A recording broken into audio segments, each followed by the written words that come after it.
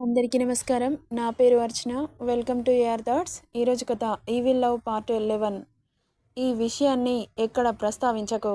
నీ మంచి కోరే నీ తండ్రిగా చెబుతున్నాను అని కరాఖండిగా చెప్పగానే ఇక ఏం చేయలేక అక్కడి నుండి అతన్ని అలాగే చూస్తూ వెళ్ళిపోయింది. వెళ్తున్న జ్వాలని చూసి అతనికి చాలా బాధేసింది. ఇక బయటకు వచ్చిన జ్వాలని చూసి నిక్కీ విక్కీ పరుగున వచ్చి ఏమన్నారే అన్నారు. ఏం చెప్పాలో అర్థం కాక, లేదు ఏం చేయలేను, నువ్వు కూడా ఎంక్వైరీ చేయకు అని చెప్పారు. ఎందుకు?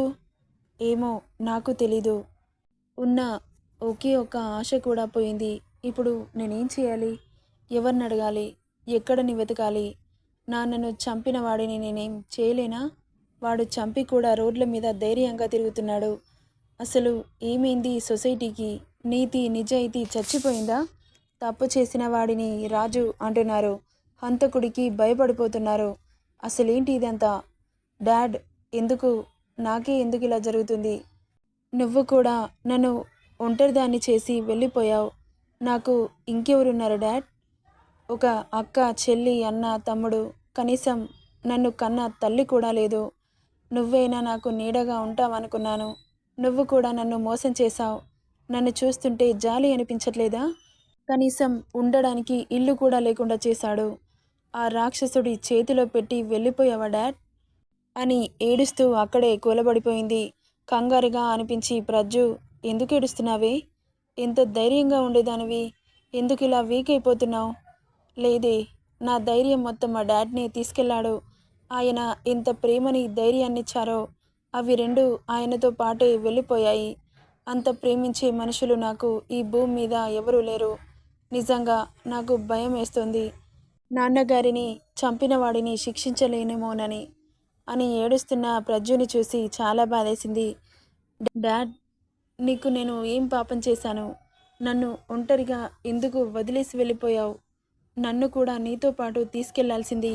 ఒంటరి ఆడపిల్లని, నిజాయితీ లేని ఈ భూమి మీద ఎలా బ్రతుకుతానని అనుకున్నారు అని అక్కడే మోకాళ్ళలో తలదూర్చి ఏడుస్తుంటే ఫస్ట్ టైం ఆమె అంత ధైర్యం చెడి ఏడుస్తున్న ప్రజ్జుని చూడడం.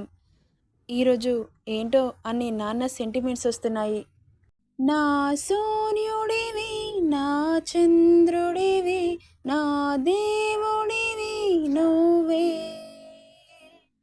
నా కన్నులకి నువ్వు వెన్నెలవి, నా ఊపిరివి నువ్వే, నువ్వే కదా, నువ్వే కదా సీతార నాకలకి, నాన్న నువ్వు నా ప్రాణం అనినా సరిపోదట మాట, నాన్న నీకై ప్రాణం ఇవ్వన, ఇదిగో ఇది నా మాట, నిజాన్నిలా అనేదిలా ఇవ్వాలని ఎదుట. ప్రజ్జు అలా ఏడ్చి అక్కడే కుప్పకూలిపోయింది. ఒక్కసారిగా ఆమెను అలా చూసేసరికి చాలా భయం వేసి ఇక వెంటనే హాస్పిటల్కి తీసుకెళ్లారు.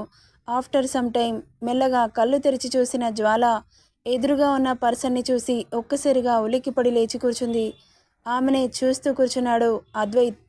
అతను అలా ఎందుకు చూస్తున్నాడో అర్థం కాక అతని చూపులకి ఇబ్బంది పడుతూ కళ్ళు కిందకి దించి, నేను ఎక్కడున్నాను అంది. చూస్తే తెలియట్లేదా హాస్పిటల్లో ఉన్నావు? ఎందుకు? ఏవో కొంపలు మునిగినట్లు అలా ఏడుస్తున్నావు అన్నాడు. నేను ఏడ్చిన విషయం ఈయనగారికి ఎలా తెలుసు? అవునులే, తెలియకుండా ఎలా ఉంటుంది? ఈయన గారికి లోకమంతా కళ్ళే ఉన్నాయి అనుకుంటూ మనుషులని ప్రేమించే వాళ్ళకి తెలుస్తుంది ఆ బాధ, చంపే వాళ్ళకి ఏం తెలుస్తుంది అనింది. ఆమె మాటలకి షార్ప్గా చూస్తూ, ఇలాంటి సెంటి డ్రామాలు ప్లే చేసావనుకో అస్సలు బాగోదు. మూసుకొని టైం టు టైం తిని హెల్త్ కాపాడుకో బేబీ. మళ్ళీ నన్ను హంతకుడిలా నిరూపించాలి కదా? ఆ మాత్రం ఎనర్జీ లేకపోతే ఎలా చెప్పు? ఇలా నువ్వు తినకుండా హెల్త్ని పాడు చేసుకున్నావనుకో నేను ఎవరిని పెళ్లి చేసుకోవాలి అంటున్న అతన్ని చంపేసేలాగా చూస్తూ ఛీ అని అసహ్యంగా ఫేస్ పెట్టి తల పక్కకు తిప్పేసింది. ఇక్కడ ప్రాణాలు పోతుంటే నీకు పెళ్లి కావాల్సి వచ్చిందా?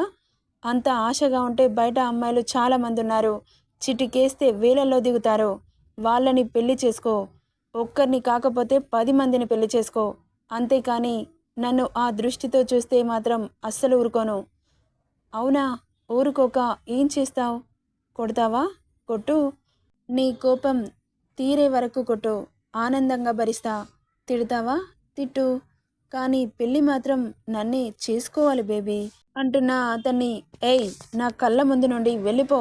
నిన్ను చూస్తుంటేనే కంపరంగా అనిపిస్తుంది అంటున్న ఆమె మాటలకి అసహనంగా చూస్తూ, షటప్. నా మీదకి నోరు లేచిందనుకో ఎలా మోయించాలో నాకు బాగా తెలుసు.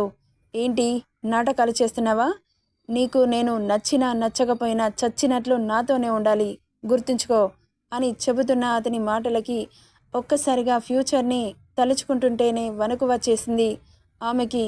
ఇక అంతలో డాక్టర్ లోపలికి రావడంతో ఆమెని చెక్ చేసి, చాలా వీక్గా ఉన్నారు, తినట్లేదా? ఏదో బాగా ఆలోచిస్తున్నట్లున్నారు. అంతలా టెన్షన్ పడితే నీరసం ఎక్కువ అవుతుంది, దానివల్ల బ్లడ్ లాస్ అవుతుంది. సరే, ఇప్పుడు చాలా వీక్గా ఉన్నారు కాబట్టి ఒక ఇంజెక్షన్ ఇస్తాను అనింది. బాబుగారు అక్కడి నుండి కదలట్లేదు. ఇంజెక్షన్ ఎలా ఇవ్వాలో అర్థం కావట్లేదు డాక్టర్కి. బయటకు వెళ్ళమని చెబితే ఏమంటారో అని భయం వేసి, మీరు అటువైపు తిరగండి మా అంది. ఎందుకు? ఇలాగే ఇవ్వండి అనింది ప్రజ్జు. అయ్యో అది కాదు, బ్యాక్ ఇవ్వాలి, కాస్త మీ పాయింట్ లూజ్ చేయరా అనగానే డాక్టర్ మాటలకి అప్పుడు అక్కడి నుండి వెళ్ళిపోయాడు అద్వైతినంద. అతను వెళ్ళిపోయాక ఫ్రీ అయింది డాక్టర్. జ్వాలని అటువైపు తిరగమని చెప్పి ఇంజెక్షన్ చేసింది.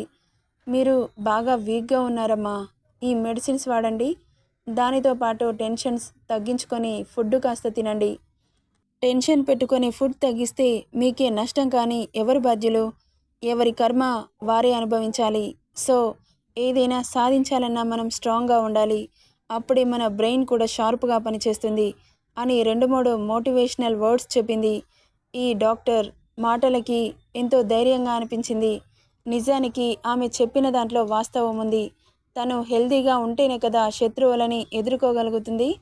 ఇక డాక్టర్ అక్కడి నుండి వెళ్ళిపోతే అద్వైతనంద లోపలికి వచ్చి పద అన్నాడు.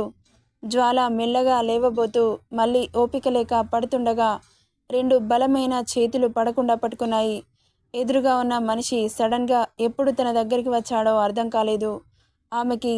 అతన్ని అలాగే చూస్తూ అతడి చేతులని విడిపించుకోవడానికి ఆమె ఓపిక తెచ్చుకొని లేచి కూర్చుంది. ఇక అక్కడి నుండి జ్వాలని తీసుకొని బయలుదేరాడు అద్వైతనంద. సడన్గా ఏదో గుర్తొచ్చిన దానిలా, నిక్కీ విక్కీ అంది కలవరిస్తున్నట్లు. తల తిప్పి ఆమెను చూశాడు. నా ఫ్రెండ్స్ ఎక్కడా అంది భయం నిండిన గొంతుతో. డోంట్ వర్రీ, నీ ఫ్రెండ్స్ ఇంటికి వెళ్ళిపోయారు.